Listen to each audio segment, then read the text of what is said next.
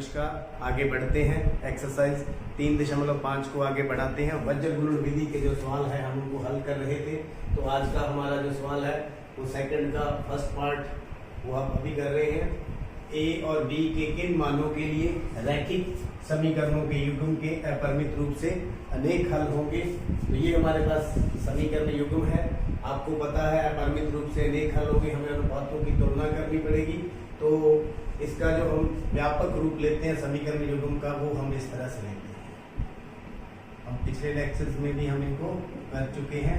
तो ये दूसरा समीकरण हम इस तरह से C2 बराबर में 0 इस तरह से लेते हैं। तो सबसे पहले जो हमारा रैखिक समीकरण युग्म है उसको इस तरीके से लिखें। ये 7 है, हम इसको इस साइड ले आए उठा करके। 2x जोड़ 3y माइनस का 7 बराबर में 0। तो ये हमारा पहला समीकरण उस तरह है। इसी तरह दूसरा a minus b x a plus b y minus लगा दें और ये तीनों इधर उठा के लिए 3a प्लस बी माइनस का 2 बराबर में 0। तो ये हमारी समीकरण नंबर 2। a1 का मान कितना है 2, b1 का मान कितना है 3, c1 का मान कितना है माइनस का 7। ये पहली जो समीकरण है इसके साथ तुलना की। इसी तरह a2 का मान कितना है a माइनस बी और b2 का मान कितना है a प्लस बी और c2 का मान कितना है minus 3a plus B minus 2। तो हमारे पास क्या है अपरिमित रूप से अनेक हल होंगे। अपरिमित रूप से अनेक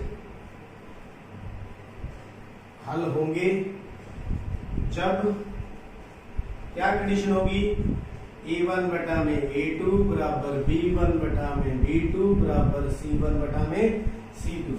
यहाँ देखिए a1 कितना है 2 बटा में a माइनस बी, 3 बटा में a प्लस बी माइनस का 7 बटा में minus 3a plus B minus का 2 माइनस से माइनस कट गया। तो ये देखिए ये हमारे पास तैयार होगी। तो अब पहले दो ले लेंगे और ए और बी में समीकरण बन जाएगी। फिर दूसरा और तीसरा ले लेंगे, ए और बी में समीकरण बन जाएगी। प्रथम व द्वितीय लेने पर, प्रथम व द्वितीय लेने पर तो क्या करें 2 बटा में a माइनस बी बराबर में 3 बटा में a प्लस बी। तो क्रॉस मल्टीप्लाई कर देंगे 2 a plus b 3 a minus b, अंदर गुणा कर देंगे 2 को इधर 3 को दोनों को उठा के हम इस साइड ले जाए, इधर 0 रख लेते हैं। 3a minus 3b minus 2a minus 2b। तो 3a माइनस 2b a हो गया, माइनस का 3 माइनस का 2 5b बराबर में 0। चाहे इधर लिख लो चाहे इधर लिख लो, एक ही बात है। ये समीकरण नंबर 1। तो देखिए अब दूसरी समीकरण द्वितीय और तृतीय लेने पर, द्वितीय व तृतीय इन दोनों को ले लेते हैं। 3 बटा में a प्लस बी बराबर में 7 बटा में 3a प्लस बी माइनस का 2। क्रॉस मल्टीप्लाई कर लें, 3 इंटू 3a जोड़ b माइनस का 2 7a प्लस बी, अंदर गुणा करें 9a प्लस 3b माइनस का 6 बराबर 7a प्लस 7b, अंदर मल्टीप्लाई कर दिया। इन दोनों को उठा के इस साइड ले आए, 9a प्लस 3b माइनस का 6a माइनस 7 माइनस 7b बराबर में 0। 9a में से 7a गया, 3a प्लस का है ये 7b माइनस का है तो माइनस का 4b माइनस 6 बराबर में 0। आप देख सकते हैं यहाँ से कुछ कॉमन आ रहा है तो 2 कॉमन है। a माइनस 2b माइनस का 3 बराबर में 0। a माइनस 2b माइनस 3 बराबर 0 बटा 2 तो 0। ये समीकरण नंबर कितना हो गया 2। तो ये 1 है, ये 2 है। पहले हम एक्स वाई के लिए हल करते थे, यहाँ हम ए और बी के लिए हल करना है। तो वज्र गुणन विधि लगाऊंगा मैं यहाँ पर, वज्र गुणन विधि। बस यहाँ पर एक्स और वाई की जगह ए बी लिख देंगे, यहाँ ए, यहाँ बी, यहाँ 1। तो आपको बताया था 23/12 का जो पिछले लेक्चर के अंदर आपको एक्सप्लेन किया था। जहां पर ए के कोफिशिएंट को 1 लिखेंगे, बी के कोफिशिएंट को 2 लिखेंगे और सी जो कांस्टेंट टर्म है उसको 3 लिखेंगे। तो यहाँ पर हम लिख देंगे पहले 2 मतलब बी के कोफिशिएंट -5 और -2, -5 और -2, इस तरह से सेटअप तैयार करेंगे। फिर 3 यहाँ पर C1 तीसरी वैल्यू क्या है 0 है, यहाँ पर कितनी है -3, 0 -3। फिर 1 ए के कोफिशिएंट ए के 1, फिर 2 को रिपीट करना है -5 और -2। तो देखिए a बटा में बराबर b बटा में a बटा में, तो ये हमारे पास इस तरह से होगा। क्रॉस मल्टीप्लाई वज्र मीन क्रॉस गुना करेंगे ऊपर से नीचे की तरफ, तो कितना आ गया -5 गुना -3 15, माइनस का निशान, 0 गुना -2 कितना हो गया 0। अब b के नीचे उसी तरह ऊपर से नीचे की तरफ 0, माइनस का निशान, ब्रैकेट शुरू, नीचे से ऊपर की तरफ गुणा करेंगे, -3 गुना -1 -3। इसी प्रकार 1 के नीचे ऊपर से नीचे की तरफ कितना हो गया -2 माइनस, नीचे से ऊपर की तरफ -5। देखिए इसको धीरे धीरे करते जाएंगे। a बटा में कितना बच गया 15, b बटा में माइनस और माइनस प्लस कितना आ गया 3, 1 बटा में कितना आ गया -2 प्लस का 3 प्लस का 5, आंसर कितना आ गया 1/3। ये पहली, ये दूसरी, ये तीसरी। तो पहला और तीसरे को कंपेयर कर लें, a बटा 15 बराबर 1/3, a बराबर 15 इधर चला जाएगा ऊपर, 3 बजे 15, तो a का वैल्यू कितना आ गया 5। अब b का देखें, b बटा 3 बराबर 1/3, b बराबर 3/3 काट के कितना आ गया 1। इस प्रकार पहले हमें समीकरण युग्म a और b में तैयार किया, फिर वज्र गुणन विधि से हम इसको हल। अगला सम देखते हैं दूसरा, k का मान ज्ञात करना है। k के किस मान के लिए निम्न समीकरण युग्म का कोई हल नहीं है, कोई हल नहीं है। तो देखिए अनुपातों की तुलना करके ही हम k का मान निकालेंगे। इसको फिर हम कंपेयर करेंगे व्यापक समीकरण युग्म से, a2x b2y प्लस c2 बराबर में 0। तो यहाँ पर बराबर में 0 लाने के लिए एक को इस साइड लेके आए, 3x प्लस वाई माइनस 1 बराबर में 0। ये होगी हमारी समीकरण नंबर 1। इसी प्रकार दूसरी 2k माइनस 1 गुना में x, k माइनस 1 गुना में y माइनस का 2k प्लस 1 बराबर में 0। ये बन की समीकरण नंबर 2। तो यहाँ पर a1 कितना है 3, b1 कितना है 1 और c1 कितना है माइनस का 1। इसी प्रकार a2 कितना है 2k माइनस 1, b2 कितना है k माइनस 1 और c2 कितना है माइनस का 2k प्लस 1। तो दिया गया है समीकरण युग्म का कोई हल नहीं है, समीकरण युग्म का कोई हल नहीं है। अगर कोई हल नहीं है तो a1 बटा में a2 बराबर में b1 बटा में c2 नहीं बराबर में c1 बटा में c2। ये आपको नहीं पता तो आप पिछले लेक्चर में जाकर के देख सकते हैं। तो यहाँ पर हम मान भर देंगे a1 और a1 a2 b2 का। यहाँ a1 कितना है 3, देखिए 3 बटा में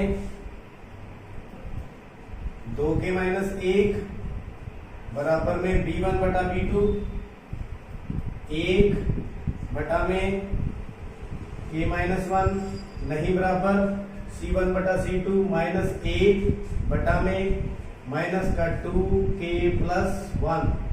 तो देखिए यहां पर हम पहले दो जो है समीकरण की तुलना कर लें। प्रथम दो की तुलना करने पर 3/2k माइनस 1 1/, हमें क्या करना है, k की वैल्यू निकालनी है, तो यहीं से निकलेगी, तो क्रॉस मल्टीप्लाई कर लें। 3k माइनस 3 2k माइनस 1, तो 3k में से 2k माइनस हो गया, माइनस का 1 प्लस का 3, तो k आ गया यहाँ पर 2 आ गया। तो k की वैल्यू कितनी आ गई 2। यहाँ पर अगर k की वैल्यू हम 2 लिख दें तो समीकरण युग्म का कोई भी हल नहीं होगा। तो ये आपका उत्तर। तो करना क्या था, यहाँ पर बातों की तुलना करके जो कंडीशन दी हुई है उसको लगा दिया और उनको कंपेयर कर लिया और k का मान हमारे पास आ चुका है। अगला सम, थर्ड सम, निम्न रैखिक सखिक समीकरण युग्म को प्रतिस्थापन एवं वज्र गुणन विधि से हल कीजिए। हमने दोनों विधियां लगानी है, प्रतिस्थापन भी और वज्र भी। तो पहले हम प्रतिस्थापन विधि से हल करते हैं। प्रतिस्थापन विधि, अब याद करिए प्रतिस्थापन विधि को क्या करते थे, समीकरण युग्म में से एक में से मान निकाल करके दूसरे में भर देते थे। तो यहाँ पर पहली समीकरण जो है उसमें से हम मान निकाल रहे हैं 9 माइनस 5y, 5y को इस साइड ले गए तो x की वैल्यू कितनी आएगी 9 माइनस 5y बटा में 8।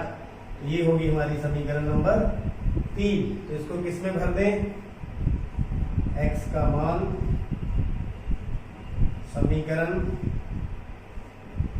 3 से समीकरण 2 में रखने पर, 3 से किस में रख दें 2 में, तो 2 समीकरण हमारी ये है। तो 3x की जगह पर 9 माइनस 5y बटा में 8 प्लस का 2y बराबर में 4। एलसीएम भी लेंगे और मल्टीप्लाई भी करेंगे।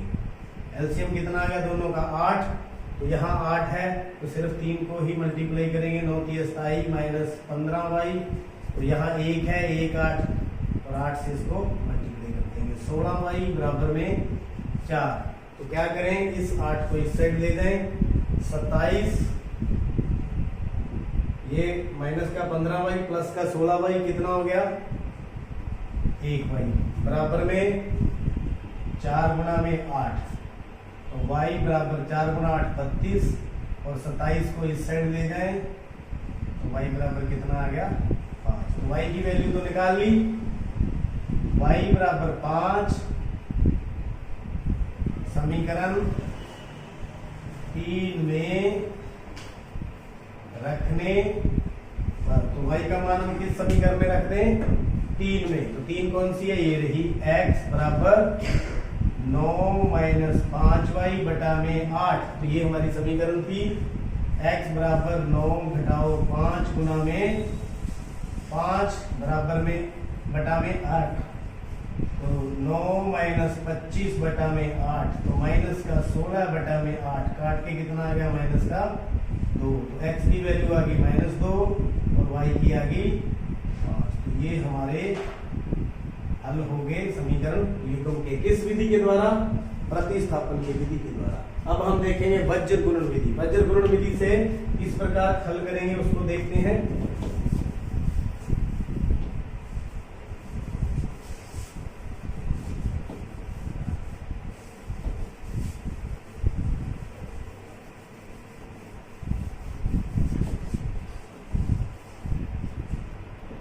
हमारे पास समीकरण युग्म ये है, इसको हम व्यापक रूप में लिखेंगे, 9 को इस साइड उठा के ले आएंगे, वज्र गुणन